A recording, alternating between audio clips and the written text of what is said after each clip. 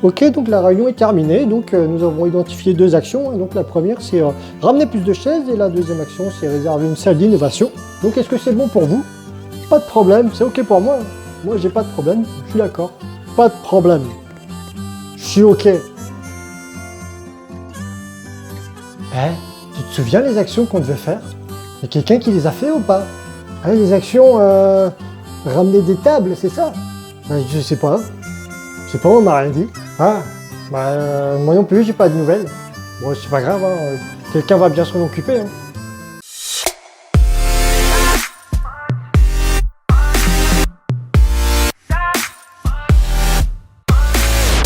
Bonjour à tous, c'est T.Dy à Love Consulting. Aujourd'hui, on va voir comment suivre les actions suite à une réunion. Règle numéro 1 est la plus importante. Une action doit être portée par une et une seule personne avec une date cible.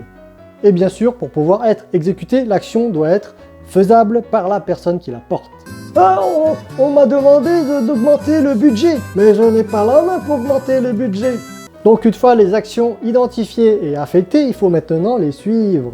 Donc il existe plusieurs manières de suivre les actions. Cependant, je préconise quand même l'utilisation d'un outillage. Le premier outil qu'on peut utiliser, c'est Excel. Excel, c'est bien puisque ça permet donc d'avoir un fichier consolidé où on suit vraiment les actions avec du coup une colonne pour un porteur, une colonne pour la date cible. Le problème, c'est qu'avec Excel, plusieurs personnes ne peuvent pas mettre à jour l'avancement de leurs actions en même temps. Ou alors, il y a des risques de conflit. Le deuxième type d'outillage que je préconise, ce sont les plans virtuels, les boards virtuels.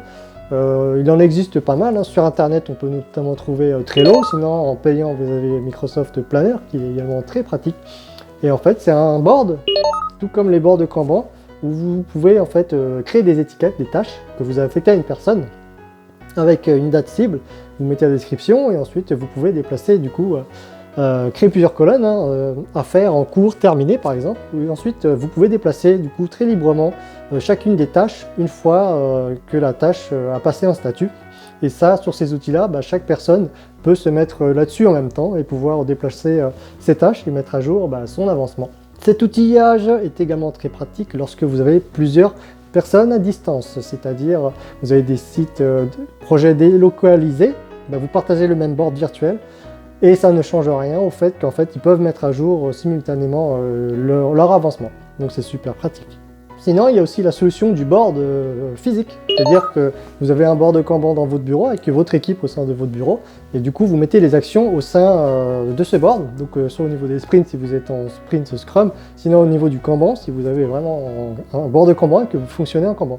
Ça c'est vraiment pratique parce que du coup comme il est visuel, il n'est pas utile, il n'est pas nécessaire d'aller dire à chaque fois se connecter sur l'outil depuis votre PC puisque vous avez le board affiché sur votre mur et du coup il est très simple de déplacer par exemple vos tâches en cours de journée ou bien juste après ou avant le daily meeting. Par contre l'inconvénient de ce board c'est que forcément si vous avez des équipes délocalisées, et ça ne peut pas fonctionner puisque c'est un board physique donc il n'est visible que des personnes dans le bureau.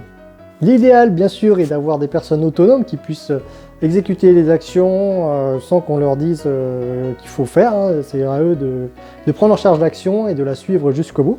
Mais il arrive par moments que les gens soient trop pris par d'autres priorités.